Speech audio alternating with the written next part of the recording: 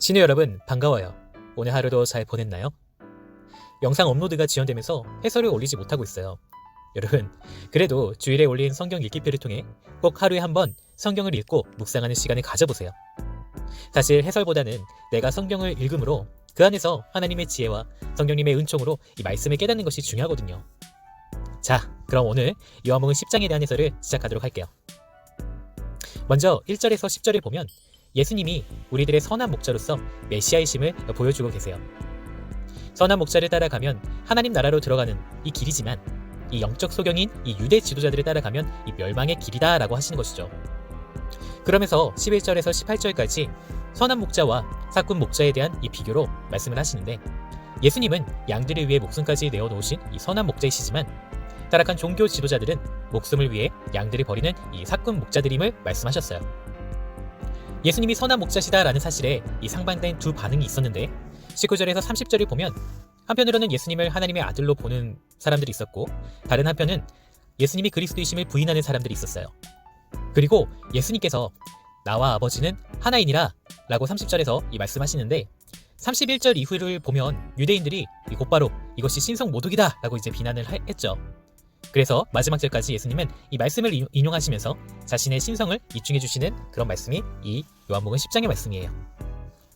그럼 말씀에서 예수님이 어떻게 드러났는지 우리 같이 한번 좀 보도록 할게요. 자, 2절에서 5절을 한번 볼까요? 예수님은 이스라엘의 참 목자이시죠. 백성을 돌보는 사명을 하나님께 받은 목자이신 예수님이 우리의 이름을 각각 부르시고 앞서 행하시면서 날마다 푸른 초장과 쉴만한 물가로 인도해 주시는 분이신 거예요. 이제 한 해를 마무리하고 있는데요. 다가오는 새해에도 우리에게 목자가 되시는 이 예수 그리스도를 잘 따라가는 우리의 모습이 있었으면 좋겠어요. 자, 7절에서 9절 말씀을 보면 예수님은 양의 문이시다 라고 이렇게 말씀을 하시죠.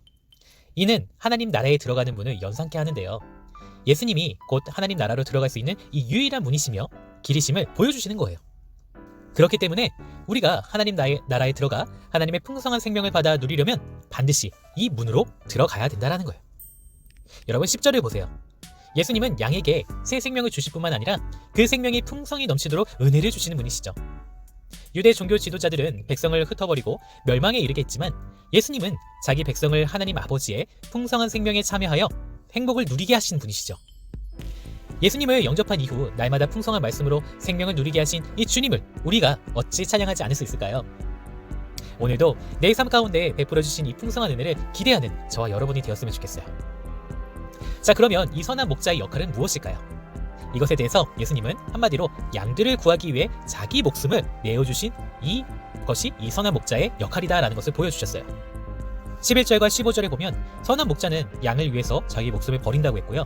14절에 보면 자신의 양을 안다고 하셨고, 또 16절에 보면 양의 무리에 속하지 않은 다른 양떼들까지도 관심을 갖고 있다고 말씀하셨어요. 오랫동안 죄 가운데 살던 저와 여러분을 하나님 나라에 들게 하시고 자신의 생명을 이 대속물로 내어주시고 그 진노의 심판에서 저와 여러분을 건져내신 분이 이 선한 목자이신 것이죠. 여러분, 이 은혜가 얼마나 깊고 크고 넓은가요?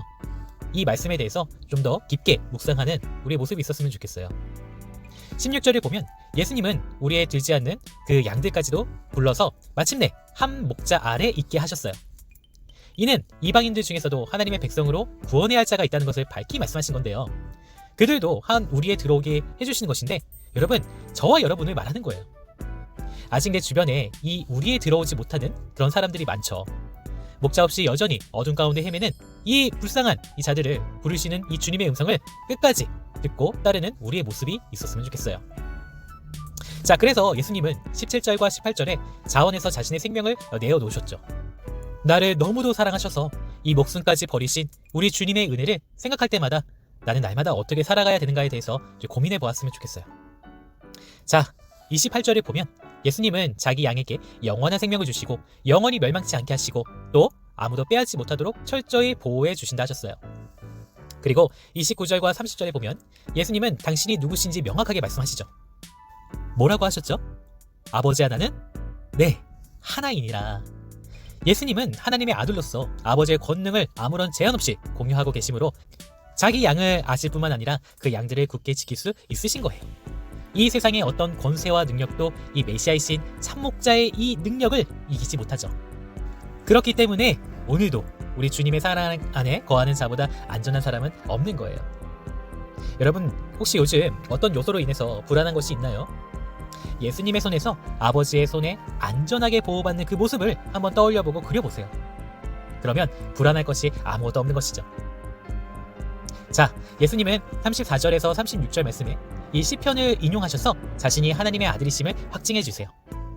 대할 수 없는 성경 말씀이 하나님의 말씀을 받은 자들의 이 신들이라고 한다고 했는데, 이것은 시편 82편 6절에 나와 있는 말씀이에요.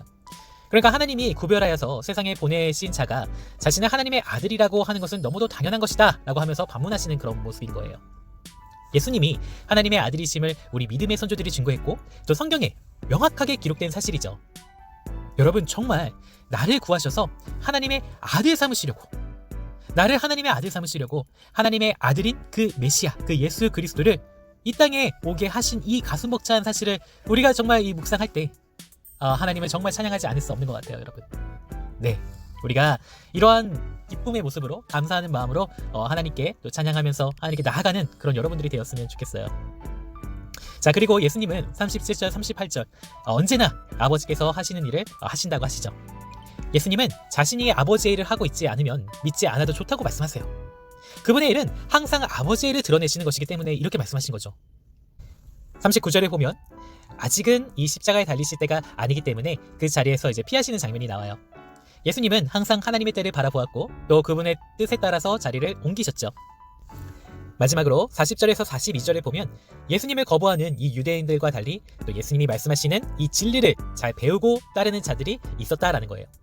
이들이야말로 소경이었다가 눈을 뜬 이 참 이스라엘 백성이었다라고 하는 것이죠. 여러분, 나는 어제보다 오늘 이 말씀에 더 밝혀져 신속하게 하나님께서 나에게 무슨 말씀을 하고 계신지를 보고 또 그것에 대해서 반응하고 있나요?